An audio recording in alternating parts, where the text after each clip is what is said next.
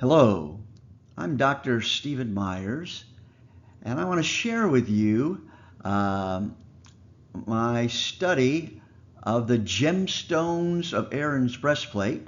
And I've written a book about it, uh, and I want to share with you my thoughts on what these gemstones are. It should be noted that the 12 gemstones of Aaron's breastplate are not the same as the gemstones mentioned for New Jerusalem in Revelation chapter 21, verses 19 and 20. About half of these stones are different, and whatever modern day translations you have, there are about half of them are going to be translated differently. So there's much confusions on these gemstones, and we'll try to clear this up.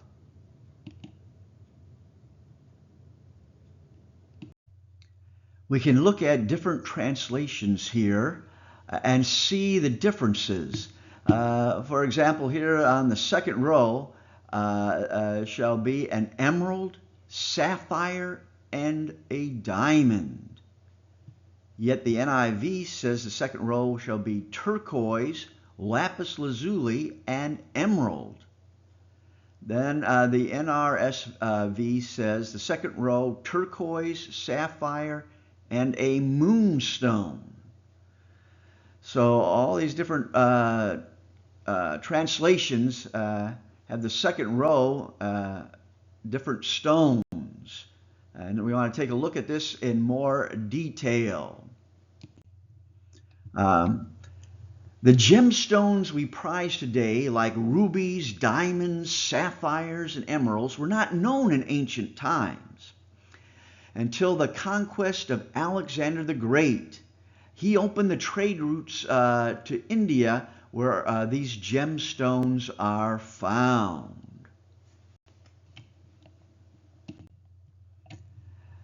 The names of the stones also change over time. What was called sapphire in biblical times is not the blue sapphire stone that we know today, but refers to lapis lazuli. The same is true of topaz in ancient times, refers to peridot, not our modern day topaz. And how do we know this? Because of ancient writers who name and describe these stones in detail. There are two key writers, Theophrastus and Pliny the Elder. And these are two key books that have been written here. Theophrastus, a Greek native of Lesbos, he was a student of Aristotle, and he wrote a treatise on stones. And there's a translation of this by Carley and Richards. Then we have Pliny the Elder, who wrote his natural history in Latin, and in books 36 and 37 describe the gemstones of his time.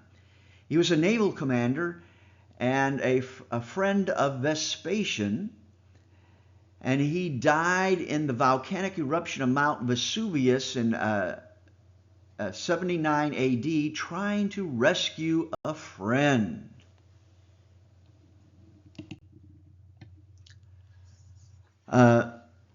Another key help is the Septuagint, also known as LXX 70.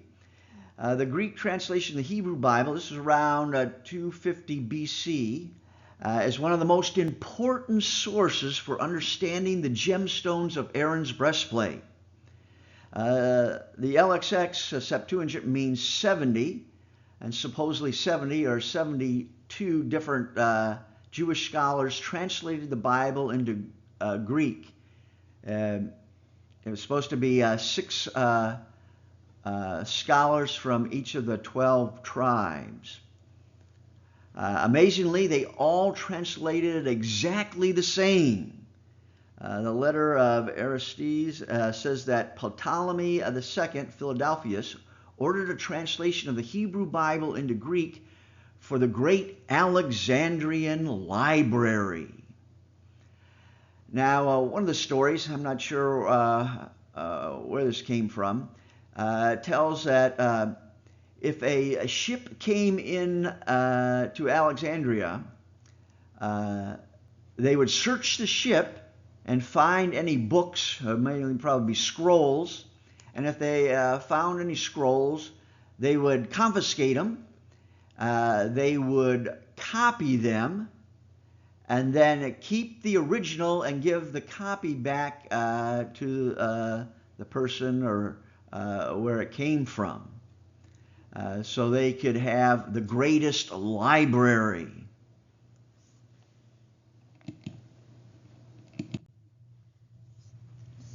And here it is, the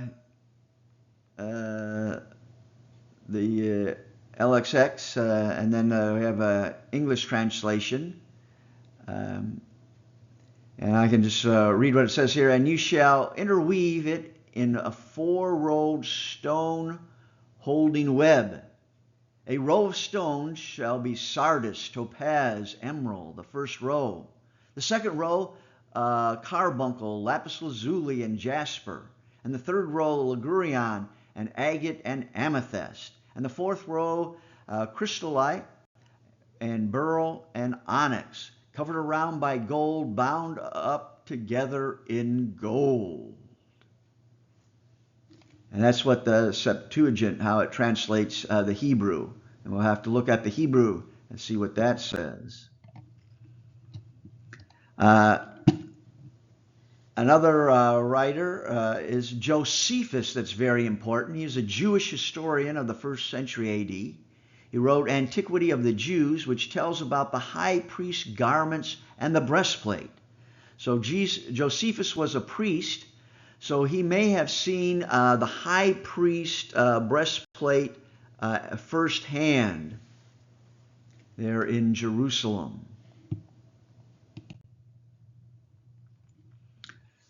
Now, there's another important document, Abnu Sisisu, I'm not pronouncing this right. It means the stone whose nature is.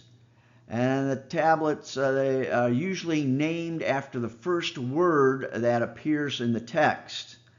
And this is one of the most important ancient texts that describes stones and their medical benefits. The naming of the stone, the naming of the tablets, you can see in Genesis, is called Bereshith. That's the beginning word, so that's what they named the Genesis, the scroll there. And then this text here is very helpful in finding the description of stones for Hebrew loanwords from Akkadian. In late Babylonian astrological tablets, the zodiac signs are associated with certain trees, plants, cities, stones. And tablet VAT 7847 mentions a number of stones found on Aaron's breastplate. And the 12 stones on Aaron's breastplate were seen as symbols of the 12 zodiac signs by Josephus. There are also key archaeological discoveries that help us narrow down what the stones may be. Archaeological excavations can reveal gemstones that were used in ancient times. Ancient texts tell us about these stones. Many in the early 19th century thought that Troy was a mythical place until Heinrich Schliemann and Frank Calvert started excavating the hill Islak in 1871. Schliemann found some amazing treasures that he attributed to the Homeric king of Troy, Purim. Today, scholars think the treasure was from an earlier period. This expedition opened the door for the search for other great ancient cities. And let's look at some of these key discoveries. We have King Tut's treasure, Tutankhamun.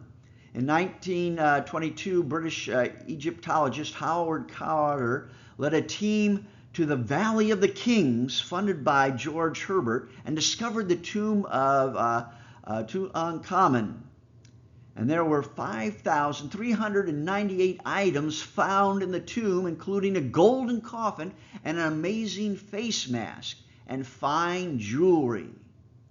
And here you can see a breastplate here with some beautiful stones that they used back then.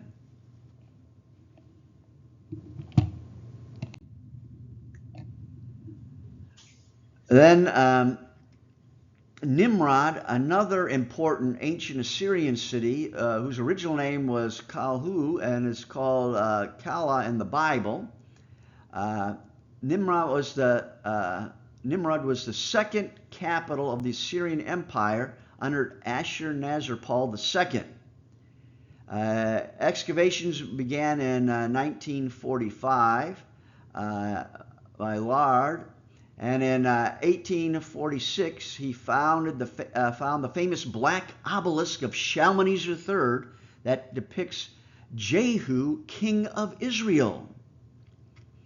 And between 1988 and 1989, 3 queens' tombs were discovered below the floors of the Northwest Palace. This was and amazing finds of jewelry, gold, silver, copper, and other items were unearthed. And here you can see one of the golden crowns, a very important discovery.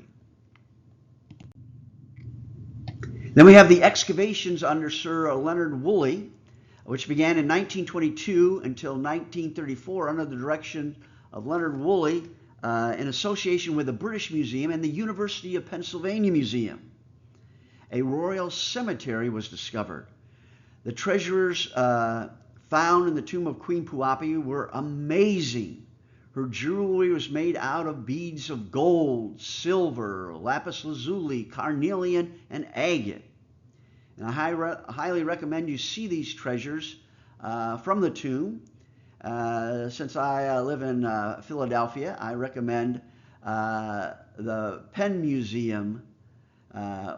If you're in England, you have the British Museum. So we have this amazing discovery. And here you can see Queen Puapi and all the beads and beautiful beads and her crown.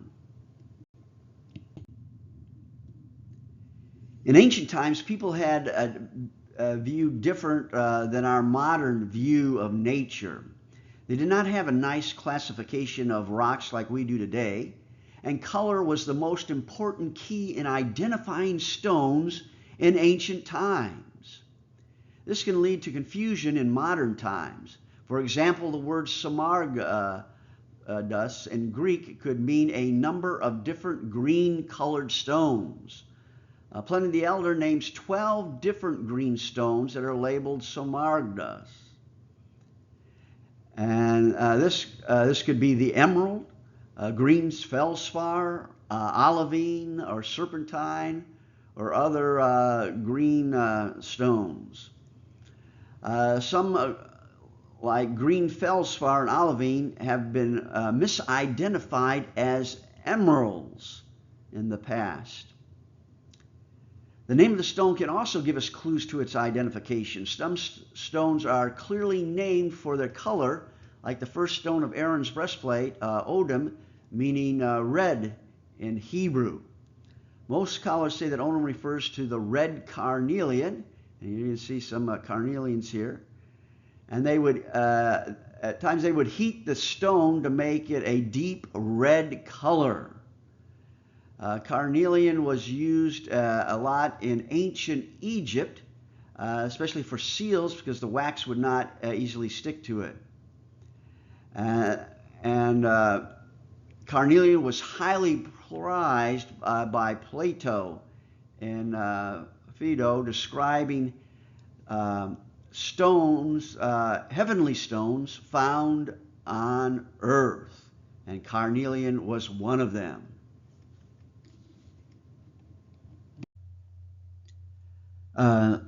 A pyramid text which says, "I know the mountain of Baku upon which the sky leans.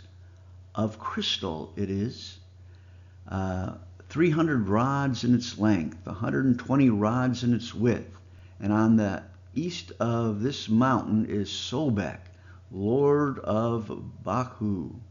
Of carnelian is his temple." So this is telling us first that they believed that the mountains hold up the sky, and that in the east, where the sun rises, there is a carnelian temple or palace there for the god Sobek. And Sobek is pictured with a Nile crocodile head, and the mountains Baku in the east and Manu in the west. In Egyptian cosmology, were mountains believed to support the heavens and mark the entry and exit points of the underworld. When the sun rises and the sky appears at times to be orange and red, and so they associate this with carnelian, and the sun is reborn each day in blood. This probably gave rise to the idea that his temple was made of carnelian.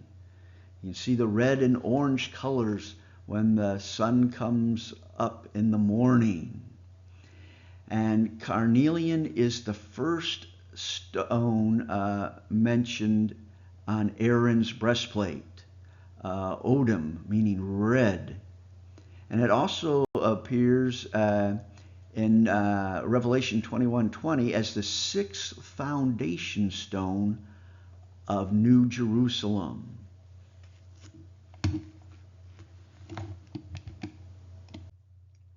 The second stone on Aaron's breastplate, the Hebrew is pitdah, probably refers to the greenish stone olivine. Peridot is also called crystallite, which is a transparent or translucent green-yellow gem quality of olivine. Job 28:19 states that pitdah came from Cush, or what would be modern-day Nubia today.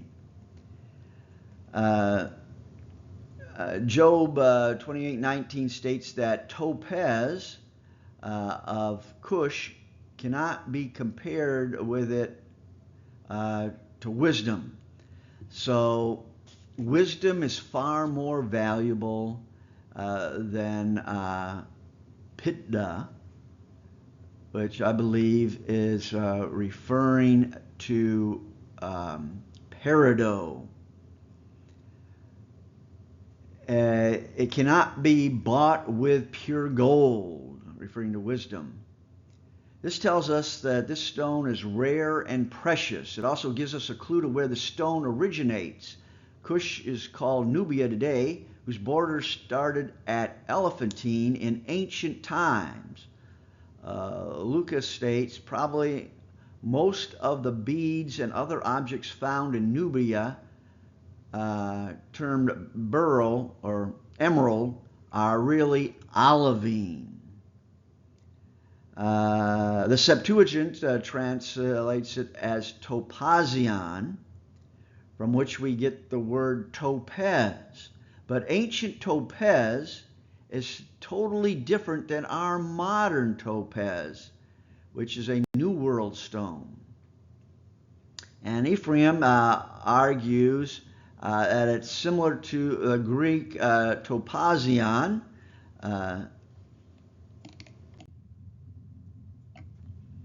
Topazion is a green-yellow gem quality stone of olivine, which was rediscovered during the time of Ptolemy II on the island of Topazion. The island is now called, was called St. John's Island in the Middle Ages, and is called Zabagad today. And it's in the Red Sea, and there you can see a picture of it.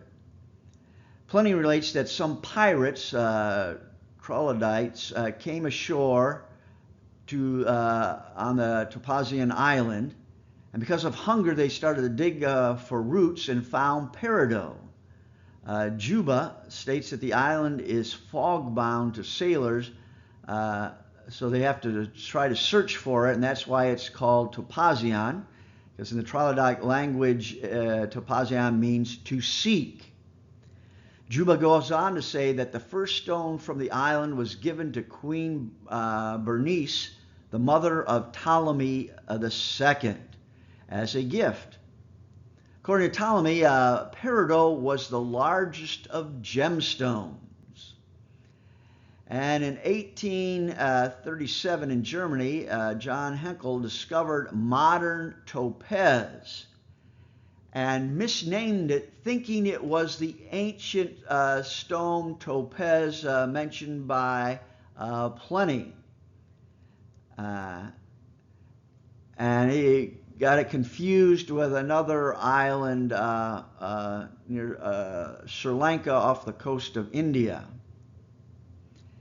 And Topazion is also mentioned as the 9th stone of New Jerusalem.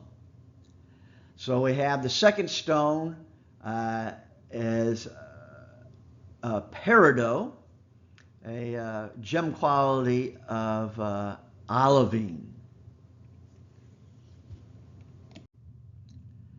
The third stone we come to is barakhet.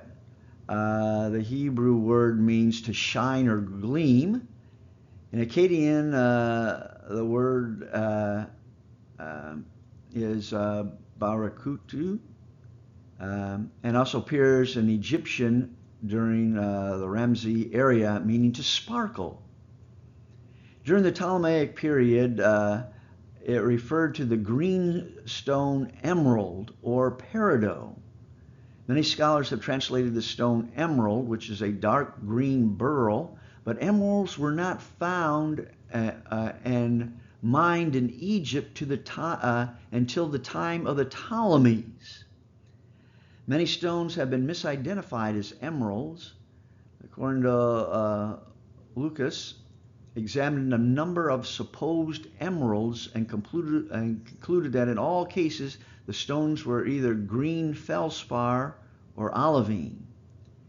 There has been no modern identification of emeralds in the Pharaonic period. So barakhet cannot be an emerald. The Septuagint translates it as samaragdas, which is a green stone. Pliny mentions 12 different kinds of green stones called samaragdas. And here we can see some red carnelian and green jasper.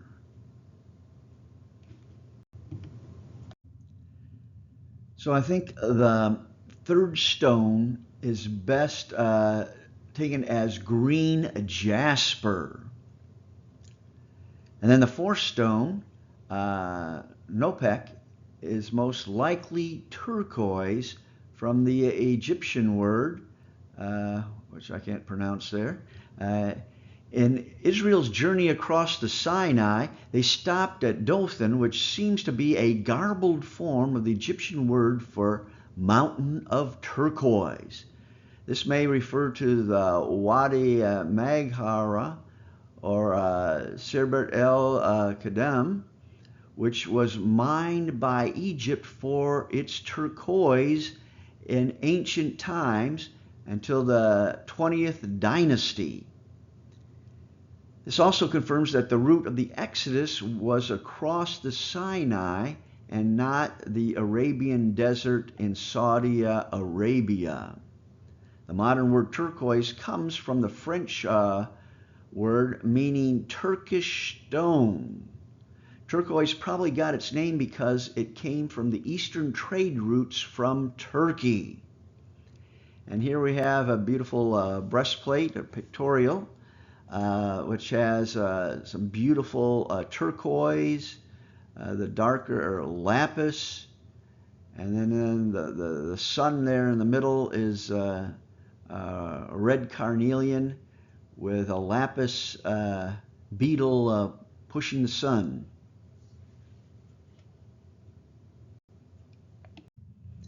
The fifth stone we come to in Aaron's breastplate is sapphire, which is sapphairos in Greek and sapphiros in Latin, from which we get our English word sapphire.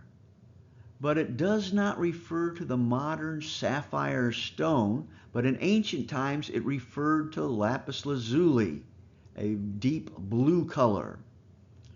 Lapis lazuli contains small flecks of golden pyrite. Today's sapphire is completely different than lapis lazuli. Modern sapphire was probably called hyacinth in the Hellenistic period. And we know this from the way it's used in the Bible, and also plenty goes into detail about sapphire being lapis lazuli. And in antiquity until Middle Ages, sapphirine referred to lapis lazuli, but could also refer to any blue stone. Leonardus is the first to apply sapphirine to the blue corundum known as sapphire today. In the early 19th century, the description and definition of sapphire was changed to refer to the modern blue corundum or sapphire stone. So we have to remember that it changed, the name change and meaning in modern times. Here we have the Valley of Curran, where lapis lazuli was mined in ancient times. And Marco Polo visited here, one of the most famous mines, and he says this is the finest lapis in the world. And this is where mainly all the lapis of ancient times came from. There's a tablet called KAR 307, which is a religious explanatory text in Neo-Assyrian script that describes three heavens. They're made up of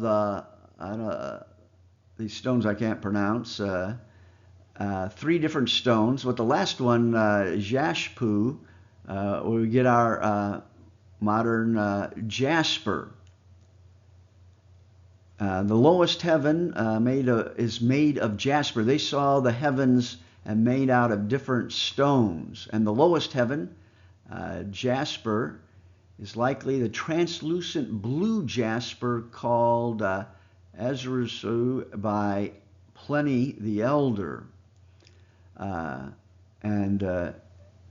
think that's the best description of it. So it's not our modern day jasper where we think of red stone, or there's even yellow jasper. But this was a translucent blue jasper that would match the heavens, the color of the heavens.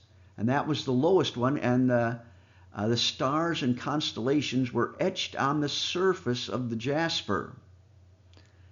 And the middle heavens, Saglamud stone, which has the appearance of lapis lazuli. And the bottom surface of the middle heavens was visible from earth.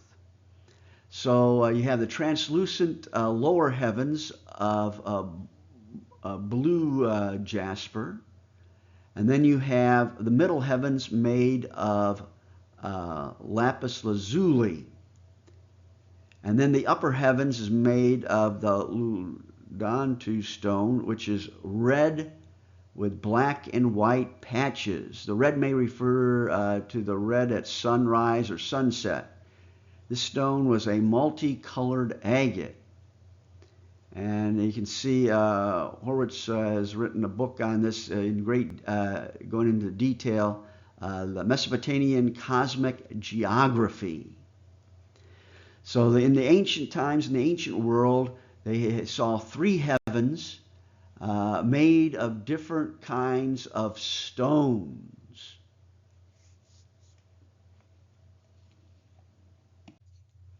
In ancient times, the gods built their houses or temples in the heavens out of lapis lazuli because that is what they thought heaven was made of. Lapis lazuli was considered a heavenly stone, very important, very valuable in ancient times. Baal's house is made of silver, gold, and pure lapis lazuli,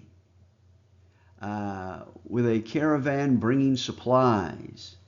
Baal will build a house of silver, gold, and house of purest lapis lazuli. And you can read this translated by Coogan and Smith. They have a nice edition of the Canaanite translations. The Sumerian hymn to Eno and the All Beneficial describes Eno built Nippur, its brickwork of red metal, its foundations of lapis lazuli, the heavenly stone. His house or temple is made of lapis lazuli, and its front stretches away to the center of all the way to the center of heaven. He rotates it in heaven like a rainbow. So here we have again another house, temple made of lapis lazuli, the heavenly stone. The famous Ishtar Gate in Babylon, built by King Nebuchadnezzar II, Nebuchadnezzar of the Bible. It is blue because it symbolizes the blue heavens. Babylon was excavated by the Germans, who took it apart piece by piece and brought it back to Germany, where it was reassembled, and you can see it today in the Pergamum Museum in Berlin. Exodus 24:10 states, "And they saw the God of Israel, and there was under his feet as if it were paved work of sapphire stone, and as it were the body of heaven in his clearness." So here also in Exodus, they thought the pavement of heaven under God's feet was lapis lazuli. In this verse, God stands on the heavenly floor made of lapis lazuli. In ancient times, people thought the dome of the sky was solid, the firmament in Genesis 1:6, and partly made of lapis lazuli. In Jewish legends, the rod of Moses was made of lapis, where he received which he received from Jethro, which was originally given to Adam when he was kicked out of the Garden of Eden and created by God in the dusk of the first Sabbath. According to the Talmud and the Mishnah, the tablets that Moses brought down from heaven were made of lapis lazuli taken from the pavement under the very throne of heaven. The two tablets were said to be 6 handbreadths tall. That's the breadth of your, the width of your hand here,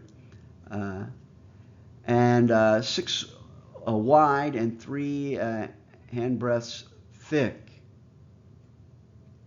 Legend has it that the angel of the Lord gave King Solomon a ring of lapis lazuli, which he could control the demons, and which he used the demons to build his temple. And if you look at some of these big, huge stones in the temple, especially if you go take a tour underneath, there's these huge stones. And they may have wondered, how in the world could men get these huge stones in place? So they thought it must have been demons. And they thought that King Solomon had this ring from the angel of the Lord to control the demons, to build and move these huge stones. The Testament of Solomon says that the archangel Michael gave Solomon a ring that had a seal engraved on a precious stone. Josephus is the first to make mention of this ring. One of the most famous medieval works was the Key of Solomon, which believed to be the key to unlock the mystery of the magical arts. Rabbis preserve a tradition that Hezekiah hid the book of Solomon so people couldn't find out these magical arts. According to the Tractate Gittin 68a, the ring was engraved with the divine name of God, the Tetragrammaton. And in the Middle Ages, they would grind up lapis lazuli to make the beautiful ultramarine color for illuminated manuscripts and for other paintings. It's a very beautiful blue color. So the fifth stone was lapis lazuli, called saffron in ancient times, and different from our sapphire today. And now we move to the sixth stone, halolum, probably from the Akkadian halula, which is a black and white striped stone, probably a banded agate or onyx. The Hebrew word means to strike or beat and has the same meaning in Ugaritic.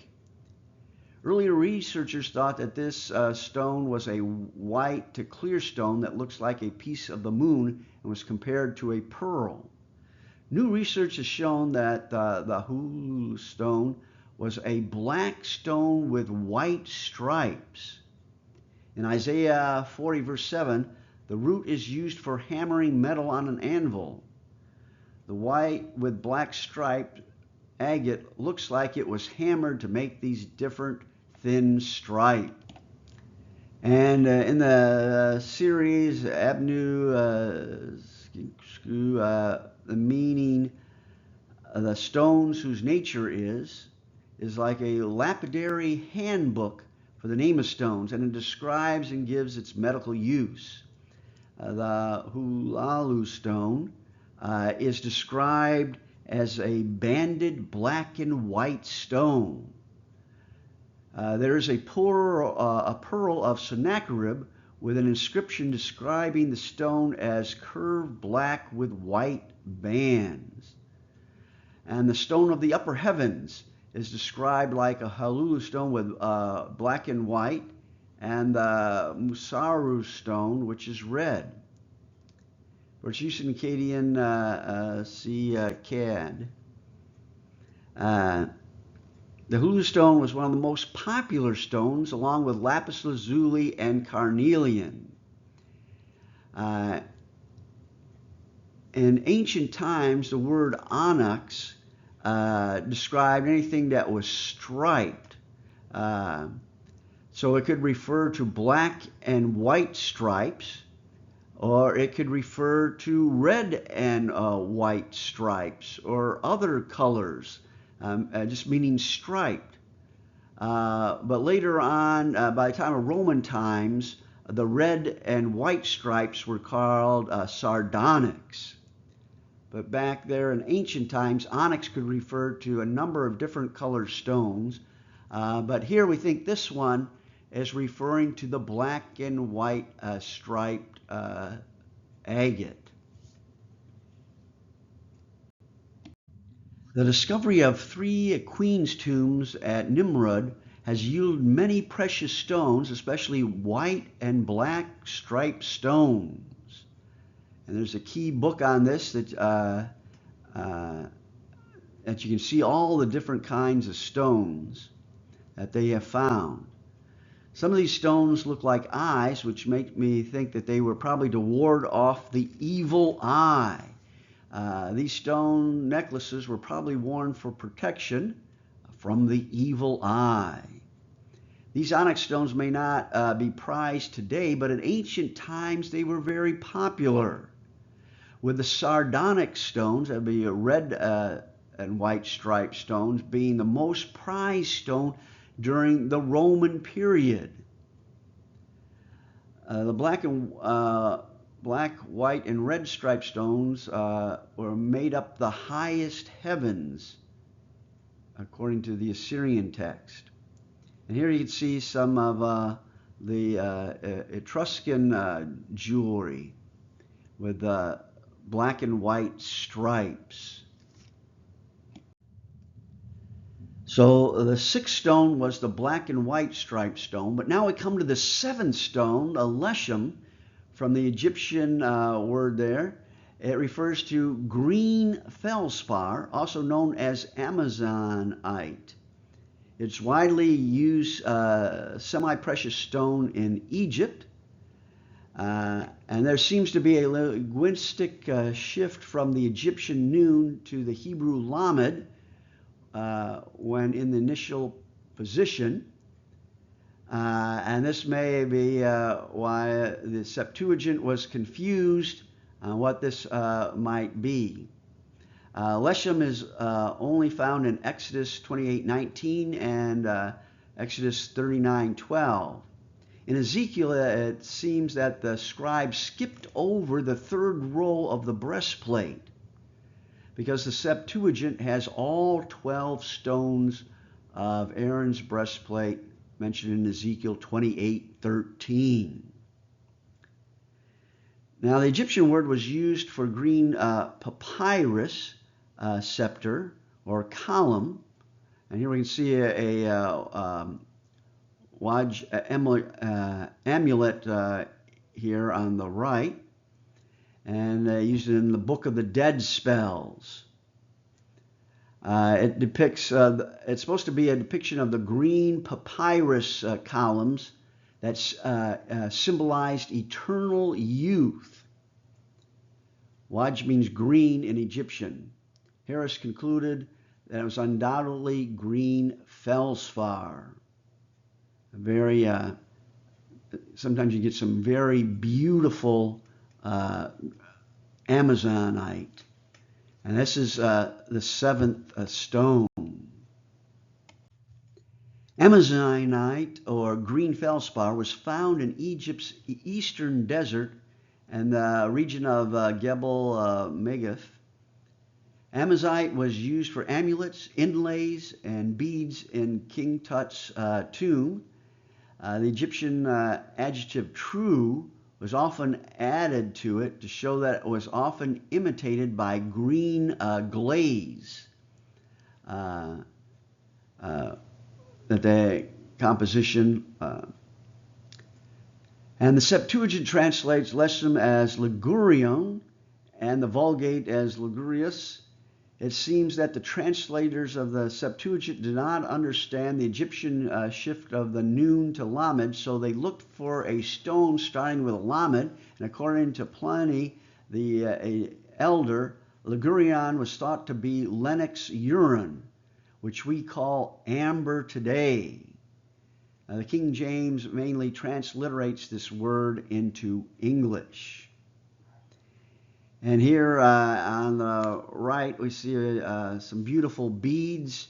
At the very top, you have gold, and then a little amethyst bead, and then you have carnelian, another amethyst, and then beautiful feldspar. Now, the eighth stone is Shibo, probably an agate, which is a multicolored chalcedony stone with irregular concentric bands of red, brown, separated by bands of white to gray. The Hebrew shibo is a loan word from the Akkadian shubu, agate, which is borrowed from Sumerian shuba, which is a semi-precious, multicolored, banded agate stone. And the Chicago Assyrian Dictionary suggests it's agate. This stone is mentioned in as a precious stone garden. It's one of the stones mentioned in the Epic of Gilgamesh, along with carnelian and lapis lazuli, also mentioned in this precious stone garden. It's also mentioned with lapis lazuli in the goddess Ishtar's jewelry and said to be shiny. One who wore an agate would give them special favor with the gods. Most translations have agate, but the Akkadian shubu can also mean some type of seashell. In ancient times, seashells were used for money and jewelry, especially the cowrie's shell. The Sumerian text Shuba is called the jewelry of the goddesses.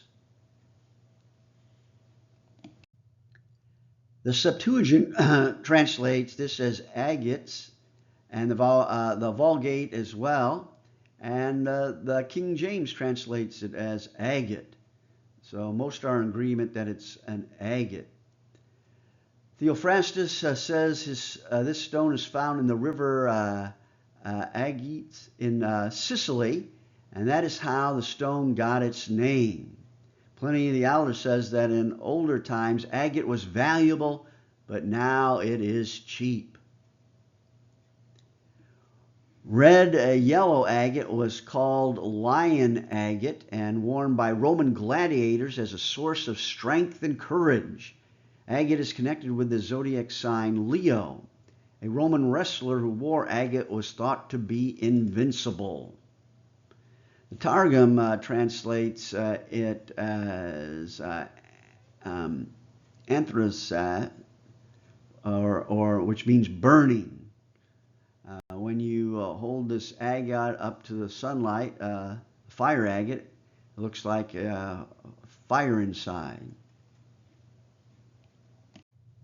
The ninth stone of Aaron's breastplate is alama, which probably refers to red jasper, from the Egyptian word kemet.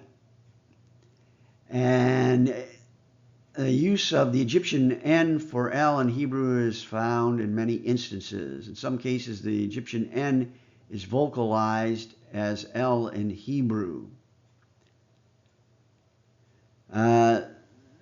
The Egyptian word was first used during the 18th dynasty.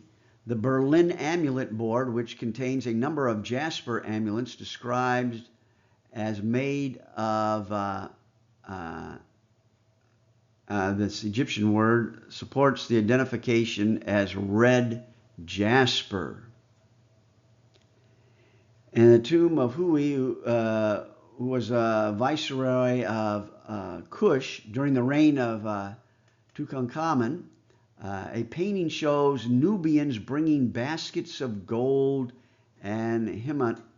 The pieces of himmat are colored reddish orange. And so it looks like this is red jasper. And you can see some red jasper here and one of the red amulet for the sun coming over the horizon. In the tomb of Rekhmir, small oval red colored pieces of kemet are depicted as tribute from Punt. Large lumps are pictured as tribute from Nubia in another tomb, and wall paintings from another tomb show Nubians bringing around pieces of red jasper to Thutmose IV. So here you can see the red jasper, and you can not too well see some red jasper and some of these other pictures as well. So it seems pretty clearly that the ninth stone is red jasper. In chapter 156 of the Book of the Dead, Hemet is used as a material for the girdle tie of the Isis amulet. Egyptians used red jasper to represent the blood of their goddess Isis, which gave them the virtues of Isis. Epiphanius said, "Jasper is valuable for keeping evil spirits away." In the Middle Ages, red jasper was recommended to stop bleeding. The red jasper was cut into a pear shape symbolizing a drop of blood. The church sanctified the red jasper drops as symbols for the sacred blood of Christ. The Septuagint translates it amethyst, which means not drunken, and it was used to prevent intoxication. It may be that the Septuagint translator did not know what the stone was, so they picked a stone beginning with the same letter Aleph, and that it sounded somewhat similar. King James also translates the stone as amethyst, which is described as a deep red wine.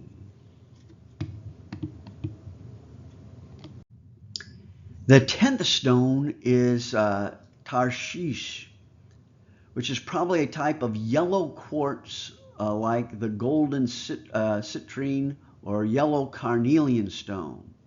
Another possibility is the golden tiger stone, eye stone. But these stones have not been found in ancient Egypt, so it probably wasn't that. Tarshish may have come from the Akkadian Rash Ashu, which means glow and implies smelting. In Akkadian, it means to keep a good and smokeless fire going until the copper compound glows red, and not until the metal glows red do you close the door of the kiln. The hottest part of a fire is white or yellow color, whereas red is a cooler temperature.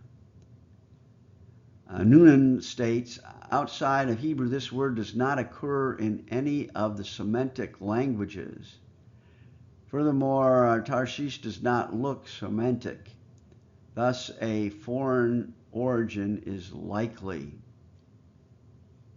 He goes on to say that Hebrew Tarshish is an adoption of an indigenous Iberian tophon. This tophon has several different forms in ancient texts. The Phoenician Nora stone spells it a very similar way as the Hebrew. Other scholars have also associated the name of the stone with a city called Tarshish, which John Day argues is in Spain. The city of Tarfushes, Spain, was known for its golden topaz or Spanish topaz, which is yellow quartz called citrine and is not our modern day topaz. Tarshish is mentioned as a trader of silver, iron, tin, and lead with Tyre. Tarfushes in Spain is known for its silver and tin mines. Here on the right we see another beautiful necklace which has some yellow stones, the orange carnelian, and it looks like green feldspar as well.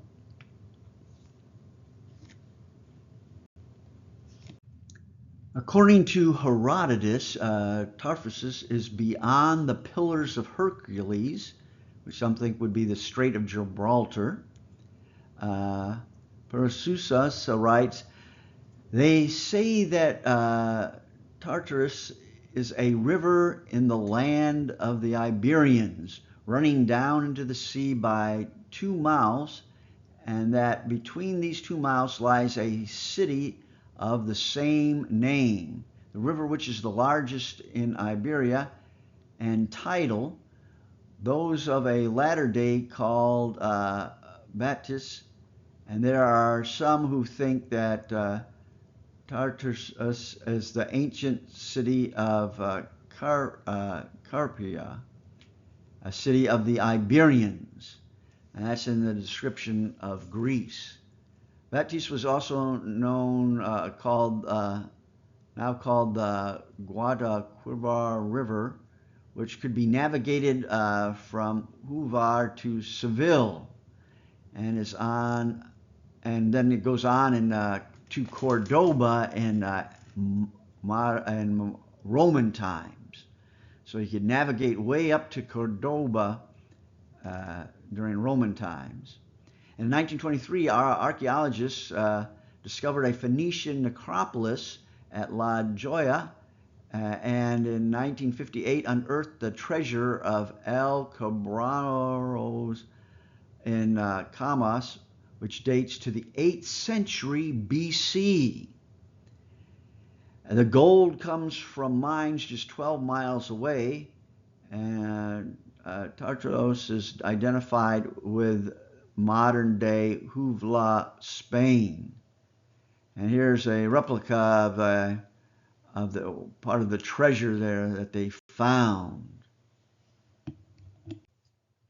Tarshish has a feminine Hebrew ending in the place where Jonah was trying to flee to Joppa, and Jonah was going the opposite direction, west instead of east, to Nineveh. Coogan argues that Tarshish is the Tarshish of Anatolia in Turkey, and in Genesis 10:4, Tarshish is the son of Javan in Greece, and with brothers Isha, Cyprus, and Kittim, also in Cyprus. And some refer to Kittim later on as the Romans, and Rhodanum as Rhodes. Tarshish is also mentioned in a similar list in a Syrian text of Ashurhaddon, and Tarshish Mountains has important ore deposits, but not the ones mentioned in Ezekiel 27:12. Apostle Paul was born in Tarshish of Sicily. And here we have a picture of the Cleopatra's Gate there at Tarshish in Turkey, which Paul may have went through. Solomon had ships of Tarshish. In 1 Kings 10:23 it says, for the king had at sea a navy of Tarshish with the navy of Hiram. Once in 3 years came the navy of Tarshish, bringing gold, silver, ivory, apes, and peacocks. Solomon had Tarshish ships, which were large seagoing ships with oars, not sails. According to Barnett, there is a depiction of this Tarshish ship on a relief from Nineveh in the British Museum. You can see on the right here. The ships of Solomon were sailing in the Red Sea, not the Mediterranean Sea. Another possibility is that Tarshish ships were bringing back gemstones from Africa like yellow carnelian or Liberian desert glass and amber from the Mediterranean. They were called Tarshish stones, like turquoise is named after the Turks who traded it. So the word Tarshish used in Ezekiel 1:16 and 10:9 for a description of the wheels of God's mobile throne. I think this description is key. In Daniel 10:6, Tarshish describes the gleaming angelic figure. John Weaver suggests a yellowish color. And the Septuagint translates it as crystallis, meaning golden stone. That's why we think it may be a golden color. I think the eyes in the wheels and cherubim in Ezekiel 10:12 represent the stars that shine like golden stones. So here you have the Ezekiel, the wheel within a wheel, having eyes. In ancient cuneiform tablets, stars are sometimes called the eyes of heaven. Block states it seems more likely that Ezekiel use of the eye reflects Babylonian influence. The Akkadian cognate, written with a determinative, denotes eye-shaped pebble. In the descent of Ishtar into the underworld, it says, her lap was filled with eye stones. The eye stones which the front of the wild cow has filled. In Egypt, Hathor, the sky goddess, is sometimes pictured with eyes in place of stars. Sometimes called, the sky goddess also called Nut. King Tutankhamun's golden chariot is decorated with precious stones, similar to God's chariot in Ezekiel. Manalus says, possibly the universe was constructed out of fire and flickering flames, which have formed the eyes of heaven and dwell throughout the whole system and shape the lightning which flashes in the sky. So he also compares it to eyes. Plutarch thinks that the stars are the eyes of God watching everything on earth. A number of ancient synagogues have been excavated in Israel and have this zodiac wheel within a wheel mosaic that you can see to the right. The inner wheel has Helios, the sun god, in a chariot drawn by 4 horses. The outer wheel has the 12 constellations for the 12 months of the year. The 4 corners are the 4 seasons, represented by the 4 faces of women. The inner circle may represent the circumpolar constellations that never go down below the horizon. You can always see them circling around. Ezekiel's wheel within a wheel is probably referring to this heavenly zodiac. The 4 living creatures in the book of Revelation are also covered with eyes, which most likely refers to stars. The 4 living creatures and wheels of Ezekiel and Revelation may refer to the 4 seasons with their corresponding constellations in the 4 quarters of the zodiac.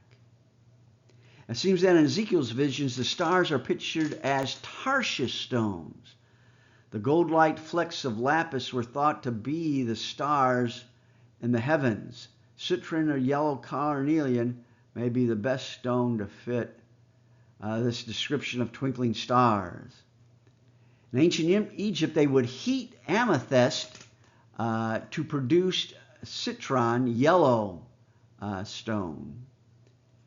This might have led to the later alchemist idea of turning and changing stones into gold.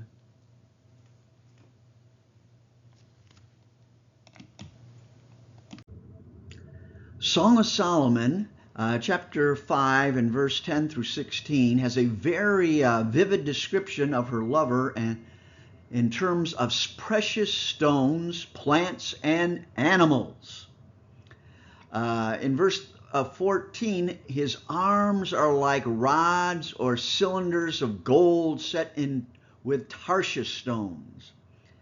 The Septuagint translates Tarshish and does not transliterates Tarshish and does not try to translate it.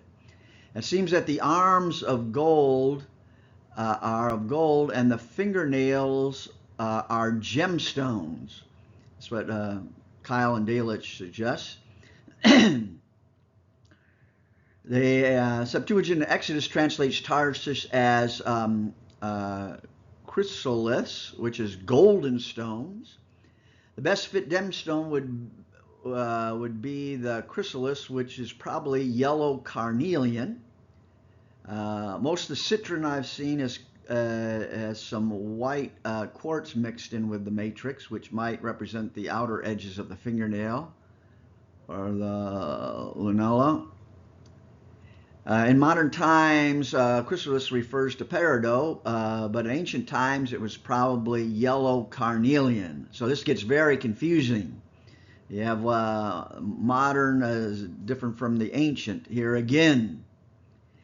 And I don't think I mentioned it here, but in the Egyptian literature, the heavenly cow, if I remember correctly, it talks about the god Ra having his skin is of gold and his bones of silver. And that's what they thought the gods were. They had the gold skin, which was imperishable. It didn't corrupt. It didn't get tainted like silver does. Another good possibility is that Tarshish is yellow jasper, according to BDB. There is a very beautiful yellow jasper fragment of a queen's face from the 18th dynasty of Egypt. Yellow jasper and green jasper are found naturally alongside each other in layers of red jasper in the eastern desert of Egypt. Yellow and red jasper were very popular for amulets. There are about 4,000 magic gems that have been found. They are engraved on a certain kind of gems for protection or medicinal healing. Bonner in 1950 wrote Studies in Magical Amulets. There's an online database of these amulets, which shows images of them and what type of stone, which is very helpful. Diodorus of Sicily was a Greek historian of the 1st century BC, and he writes that the chrysalis, they say, which are produced by a smoky exhalation due to the heat of the sun, thereby get the color they have. For this reason, what is called false gold, we are told, is fabricated by mortal fire, made by man by dipping the rock crystal into it. This may be the earliest known account of making chrysalis by heating amethyst. And I think you can do it with some clear quartz as well. Pliny states that chrysalis, a bright golden transparent stone, comes from Ethiopia. Preference over this variety, however, goes to India, and if the color is uniform, to the Tiberian stones. The Tamburina lived on the southern coast of the Black Sea. Harlow suggests that chrysolite in the Septuagint could be yellowish carnelian, because there's no archaeological evidence for citrine prior to the 1st century BC. Most scholars think that Tarshish is a yellow stone. There are a number of suggestions of what kind of yellow stone. Arel argues that it is amber. Harrow and others suggest amber because of metathesis with leshem, the one stone above it. Another yellow stone is calcite, which is abundant in Egypt. Much of the so-called Egyptian alabaster is actually calcite. so there is no need to get it from a faraway place. Yellow jasper is another possibility. There is yellow jasper in Egypt, but some of it may have come from Nubia. Libyan yellow desert glass may be another good possibility. In the eastern Libyan desert, they think a meteorite hit 29 million years ago, producing beautiful yellow-colored glass. The most famous is the very beautiful heart scarab on King Tutankhamun's pectoral or breastplate. You can see it right here, very beautiful stone.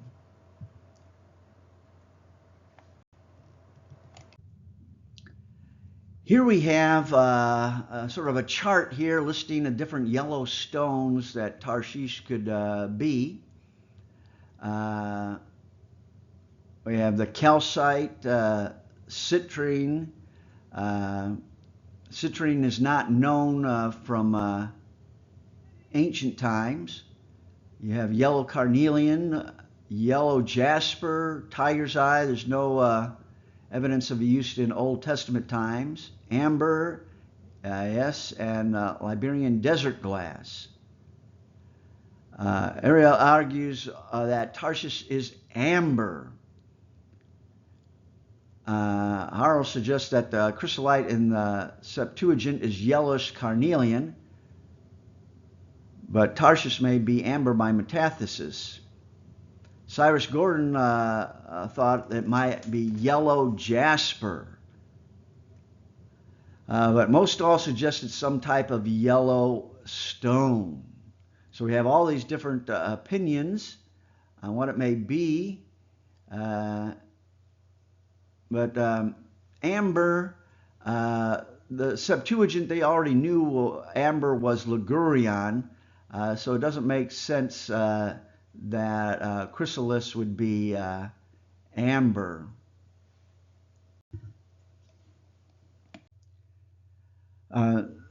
So now we move on to the 11th stone. That was a long time trying to figure out Tarshish. The 11th stone is Shoham, probably red, orange, carnelian, or sardonyx, red with white stripes. From Akkadian Samtu, meaning redness, and also Ugaritic, a red stone. And it seems like the feminine ending drops off in Hebrew. The two Shoham stones were placed on the shoulders of the high priest, and a gold chain connects it to the breastplate. Josephus identifies the stones as sardonyx, red and white banded carnelian. In Akkadian, the traditional origin of Samtu is in the land of Mehulu, which scholars think is the Indus Valley.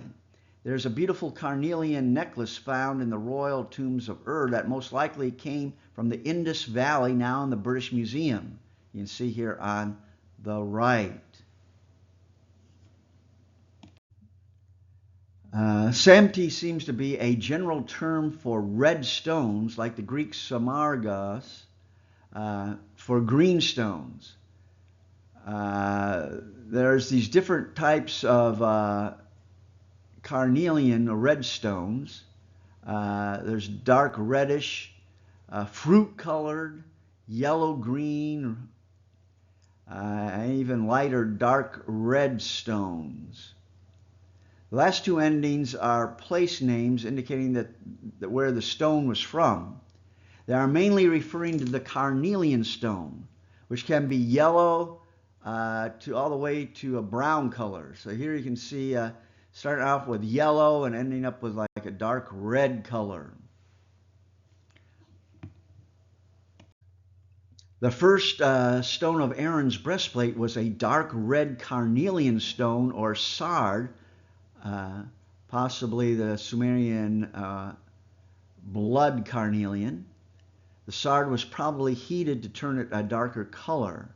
So this 11th stone must be a lighter orange colored carnelian, probably a fruit carnelian. According to Josephus, the stone was red and white banded, also called sardonyx stone, which names engraved like a cameo. But this probably refers to the Second Temple breastplate, since cameos were not known at this time in ancient times, in the First Temple period. It still may be a sardonyx, just not a cameo. Ali posits that shoham may be the ancient Arabian word for onyx. The ancient Greek word for onyx may be general word for all striped translucent stones, including sardonyx and agates. And Pliny states that in onyx one finds a white band resembling a human fingernail, as well as the color of the chrysalis, the sard, and the yapis.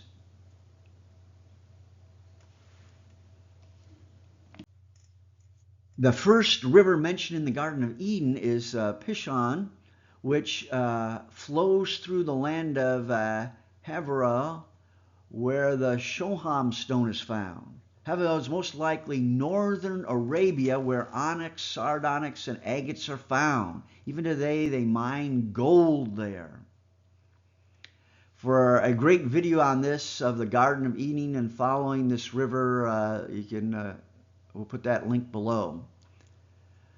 Sotatus records also an Arabian onyx, which differs from the Indian in that the latter displays a small fiery red layer surrounded by one or more white bands. On the other hand, Arabian onyx, according to him, is found to be black with white bands. So onyx from an area could be red and white, or black and white bands. Juvenal, a Roman poet, in his satire tells how Roman lawyers had to appear rich, so they would rent costly sardonyx rings, which showed that you must be very rich and won a lot of cases. The fifth stone of New Jerusalem is sardonyx. The 12th stone, now we come to our last stone, jasper, probably translucent blue jasper, chalcedony, from Akkadian jaspu, and we get our English jasper. And as I mentioned before, the jasper of ancient times was translucent and different from our modern day opaque jasper. And we see in the tablets 67, 76, and 77, it follows that a stone is in the clear sky or rain cloud. If this refers to color, then the stone ranges from a light blue to gray. Also, the pearl with the Elamite inscription is a light blue chalcedony stone. As mentioned before, the tablet KAR 307 is a religious explanatory text of Neo-Assyrian script describing the three heavens. And the lowest heaven is made of jasper. And most likely the translucent blue jasper called Azurus by Pliny the Elder. Stars and constellations were etched onto the surface of jasper. Here, the tablet of Shemesh, the sun god, we have the stars are embedded in the stone, and you have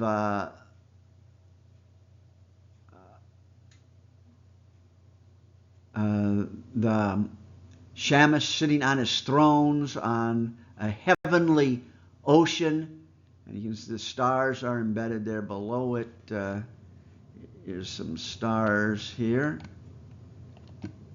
The heavenly ocean, Shamash. On the right here we have a very beautiful blue chalcedony from the 2nd century BC.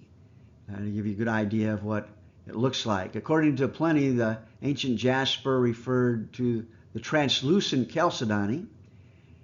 There are different colors of jasper. Jasper from Persia is like the blue sky, and it's called azura, meaning blue sky, and and can be counterfeited in glass. Theophrastus mentions Egyptian kings who imitated this blue color with a pigment called blue flirt today. Jasper is the first foundation stone of New Jerusalem. The walls of New Jerusalem are also made of jasper. The New Jerusalem's brilliance was like jasper, clear as crystal, probably like the brilliant blue sky. Notice the jasper is translucent and not opaque. Here on the right, I have a breastplate I've made, and I make other ones and put them on Etsy to sell. And then I also have a small little gemstone of Aaron's breastplate. I'll put links below where you can get those. This is sort of a summary chart here. So the on this, if you look at this breastplate, it doesn't start on the left corner, top corner. It starts on the right corner here. Hebrew is written what we would call backwards, but to them that's the right way. You start from the right and you write left, and that's how Hebrew is written. And so too is with it would be on the breastplate. You start first in this corner here. I have some people would complain, why is this in the wrong order? It's because it's the Hebrew order, the ancient Hebrew way they would do it. So you have the first stone here, and the names of the 12 tribes are on it. The problem is there's a number of different lists of the 12 tribes, and they're not all the same. Joseph is split up and not mentioned, but his 2 sons, Ephraim and Manasseh, are put in his place. And Levi, it would be left out. But here we found the order of the birth order as found in Genesis. So we have here Reuben, and we have the Odom, which is red. So we have a dark red carnelian. And then Simeon. This is, by the way, if you look closely, this is not your standard Hebrew. This is Paleo Hebrew. And this would be the peridot. And then next, the third stone is tribe of Levi. And it was the Samagna stone, which is a green stone, which probably would be green jasper, because emeralds, many translate this emeralds, but there was no emeralds to be found back at ancient times at this time until the Ptolemies. Then we come to the fourth stone, the tribe of Judah, and this is turquoise. Then the fifth stone, you can't see it too well here, but this is lapis lazuli, the Hebrew sapphire. But there was no sapphire like we know today. It was lapis. The sixth stone, Naphtali, is the black and white striped stone, onyx stone. And then come down here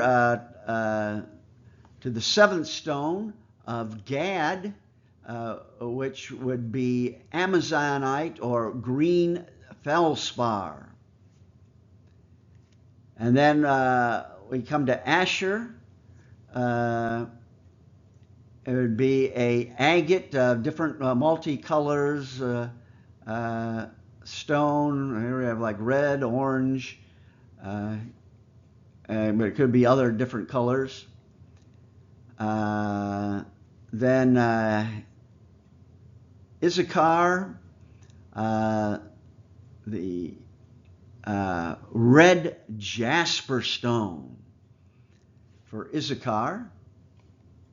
And then, well, my face is blocking it. You have the Tarshish stone, which could be yellow jasper, yellow carnelian, or it could be the desert yellow glass. So you have a number of possibilities there. And that is Zebulon. And then we have Joseph, number 11 stone, and that would be a lighter carnelian, or as Josephus says, a sardonyx, red and white striped. And then the last final one would be probably a lot lighter than this, of jasper, which would be blue chalcedon, or light blue transparent stone.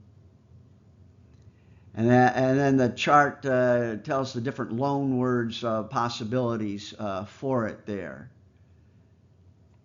And you can get a lot more details in my book, and I'll put that link below. What happened to Aaron's breastplate? Is it still around? According to Josephus, the high priest's garments and precious stones were handed over the wall and taken by Titus back to Rome when Jerusalem was destroyed in 70 A.D. The breastplate was put in the Temple of Peace in Rome until the Vandals under Genseric sacked Rome in 455 BC. So they built a special temple, though, but if you go to Rome, it's all in ruins there, and I think they've done some more excavating since I've been there. And that's where they made a Temple of Peace, and they put the curtain from the temple there and other things from the temple, and the Temple of Peace there in Rome. It is said that Justinian returned the sacred vessels of the Jews to the Church of the Holy Sepulchre in Jerusalem. The Sassanids' Persian king, Khusran II, captured Jerusalem in 615 AD and may have taken the breastplate back to Persia, where they later surrendered it to Heraclius, and he returned it to Jerusalem in 629 AD. Then the Muslims captured and sacked Jerusalem in 637 AD. And after the sack of Jerusalem, we don't know what happened to the breastplate. As with other things that may have been just split up the gemstones among the soldiers. Here we have a picture inside the Church of the Holy Sepulchre, where supposedly Justinian returned the Jewish vessels here. So if you, and that concludes our gemstone study. You can get more in my more details and references in my book. You can get that on Etsy. Also a little gemstone samples you can get on Etsy. I make the breastplate, and I'll put links below for that. Thank you.